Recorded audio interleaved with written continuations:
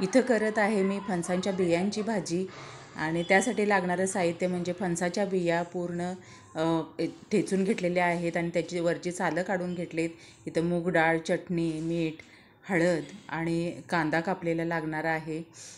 मीठ चवीनुसार लागणार आहे आणि ह्या बिया मी आता फोडून चांगल्या घेतलेल्या आहेत आणि चटणी मीठ चांगलं आतमध्ये लागलं जातं जेणेकरून आपल्याला खाताना पण चव लागणार त्याची.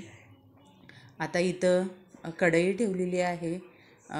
कढईमध्ये तेल थोडंसं टाकूया. त्याच्यात मोहरी, जिरे घालायचं आहे. नंतर कांदा परतून घ्यायचा आहे आणि कांदा चांगला भाजून घ्यायचा. ही भाजी आपल्याला करताना खूप म्हणजे वेळ पण लागत नाही, 10 मिनटात होऊन जाते. फक्त बिया ज्यावेळी शिजवायला आपण घालतो त्यावेळी थोडंसं वेळ लागतो आणि ह्या दिवसामध्येच ह्या बिया भेटतात आपल्याला फणसाच्या.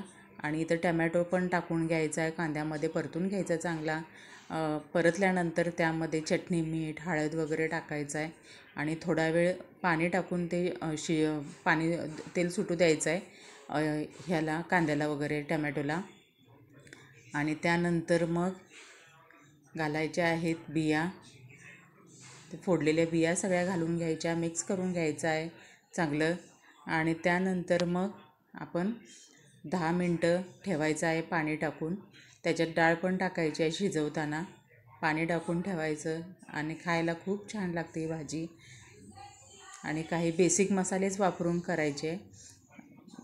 बेसिक मसाले वापरून करते मी आणि चवीला पण खूप छान लागते. इथं बिया टाकून घेतलेत. आता चांगलं मिक्स करून घेते आणि त्यामध्ये आता डाळ टाकून घेते.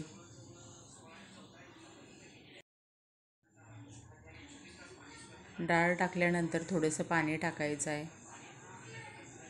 आणि चांगलं भाजून घ्यायचे आहेत बिया त्याच तेलामध्ये. त्यानंतर डाळ टाकायची. डाळ टाकून झाल्यानंतर मीठ टाकायचं चवीला.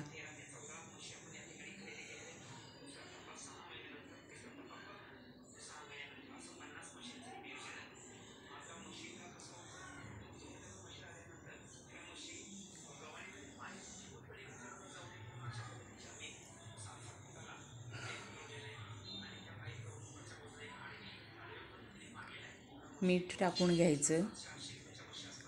मीठ टाकल्यानंतर मग पाणी टाकून मग झाकण ठेवायचं आहे आणि 10 मिनटं शिजायला ठेवायचे आहे.